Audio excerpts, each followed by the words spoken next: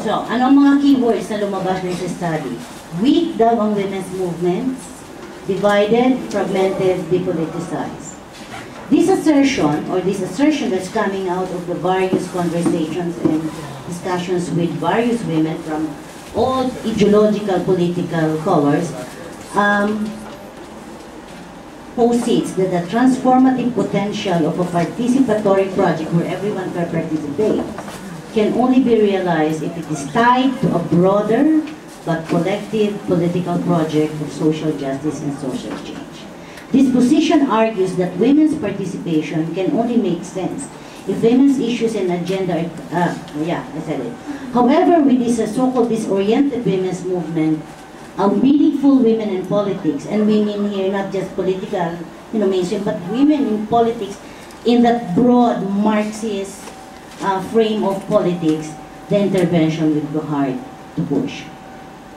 Others believe that in many cases, the gender policies and programs that the government, and this is where the cooptation of our language and actions have been really successful, has established, fall short of the thorough challenging of power structures that perpetuate gender inequality, such as the exclusion of women from many areas, particularly in the public realm.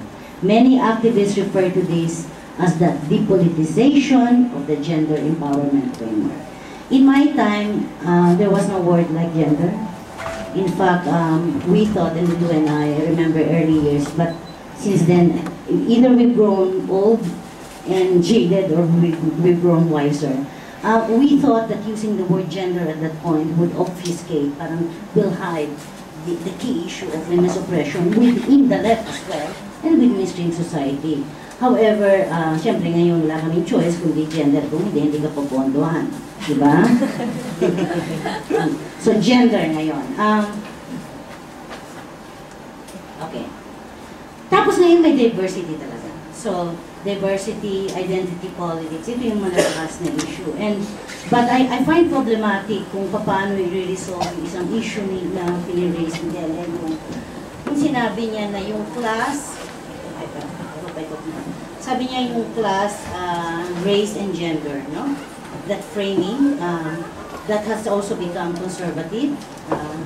Kasi yan ang framing ngayon dito. As a matter of fact, whether in the academy or outside the academy, the framing is gender, race, and class. Diba? Ang lagi kong namimiss and nakikita sa ethnicity, because the ethnic positioning of our marginal population is very crucial. No? Itong dilemma, kasi some of us were saying, may dilemma tayo. We cannot permeate mainstream discourses on gender politics. My counter-argument is, hindi kaya sila may dilemma. Kasi hindi tayo papasukin. We're not allowed to enter the language of discourse of social movements. But the other thing too, which is very interesting, is pagpasok or the mainstreaming of women's studies and gender studies. So I'm jumping, Gusto kong sagutin kasi yung sinabing Delia, ano nangyayari sa women's studies dito. And we have colleagues here from women's studies. I taught women's studies, but of recent vintage na. I tried to parang take a leave and pose my own questions to myself. Anong klaseng women's studies meron tayo?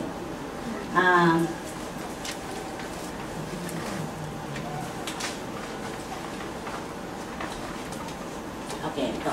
Yung evolution ng feminisms natin, I think I don't want to repeat, Delia has said it very clearly, historically. May feminism naman talaga, pero ano na itong feminism na ito? The evolution of our feminisms and the development of the women's movements is simply, to my mind, a classic mirror of the current state of the left and other progressive social movements in the country. In fact, to my mind, only the Losada expose has sort of galvanized us. But I think this is a very tactical and very immediate unification. Kasi tingin ko, pag natapos ko, hindi ko alam kung saan naman tayo pupulutin. Okay? This is understandable considering that it was the broad left. And I mean, when I say the broad left, broad talaga noon, And a more or less united left that provided the impetus for feminists to come out of their closets and challenge the patriarchy within the left and outside of the left. As feminist theorizing evolved, the various streams either converged or contradicted each other.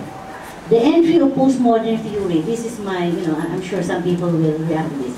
But to my mind, the entry of postmodern theory and post-feminist discourse that has come from Western or, the global North. Pati yun, nagugulo na ako, nervous. Ibig sabihin lang yung madadyaman yung rich countries. From Western discourses, has also affected the way that women in general, or at least those in the academy, and part of me is part of academia, and feminists in particular look at the world, make their analysis and strategize actions. One of the central arguments in postmodern theory is the supposed lack of one center of power, which in some ways countered the Marxist tenet of capitalism as an overarching power center. While indeed women's experiences are shaped by race, class, ethnicity, religion, and even now by the environment, there are seeming universal experiences that are felt by women across these dimensions of differences. For example, violence in all its myriad forms, reproductive health problems, even if the concrete manifestations are specific to one's culture. Globalization has also in many ways, and I'm using the terms that are known to you, but I'd rather, if I'm freer in terms of the language of discourse, I'd use imperialism, and patriarchy, because to me they are twin, this dual theory anyway. So to me, imperialism and patriarchy have also in many ways intersected women's lives. And the interconnections, for example, of Asian women trafficked for sexual exploitation, including what is now referred to as mail order bride, with the situation of women in host countries of migration.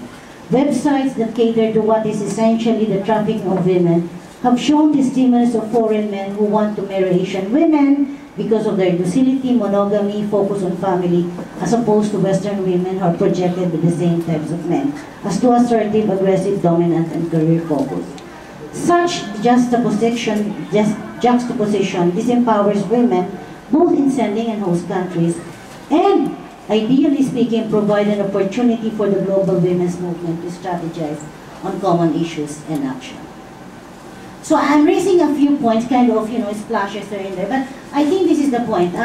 In September, October, I was in the United States. We had a big conference on militarism, human security, and I spoke to several colleges in the Californian area.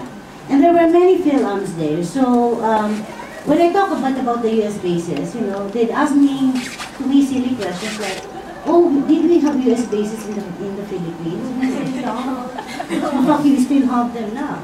And then I talk about Nicole, which I thought they knew about. And he said, oh, who's Nicole? I said, nobody picked up the news. It's been running. No, they didn't know. They didn't know that they're sending troops here. They didn't know that the troops are in Mindanao. I was so surprised. These are parang premium universities, Berkeley, etc. So I was so surprised about this lack of connectivity, connections, and all. So of course, ginamit ko yung advocacy. Pero to be able to do that, they really need to know colonialism or the colonial, Mahirap i-explain yun. So when I say that, what I just said about solidarity, building solidarity, there's a big problematic. Because how do you build solidarity when these people do not even know? Okay. So I'm jumping na. Kalagay ko dapat mag-open forum. What I can say, and Delia sent me this, I don't know, do you know this story about designer vaginas? So sisters in rich countries are talking about designer vaginas. I'll send you the article, give me your email. So there are designer vaginas in the US, accessible, no? In the Philippines, it's not our vagina we're worrying. Well, sometimes we do worry about them, but we're still worrying about continuing rapid rise in population and unwanted pregnancies, or worse, as you said, the lack of basic services for survival. Are these feminist issues or not? We are still talking about rising hunger and the need for most minimum income to feed our families, not to mention to clothe and send them to school. We have come a long way, certainly from where we were in the 70s, with the fact that I can openly say feminism, not blink, or patriarchy and not hide, and say we demand an autonomous women's movement. We're not fearful of being disciplined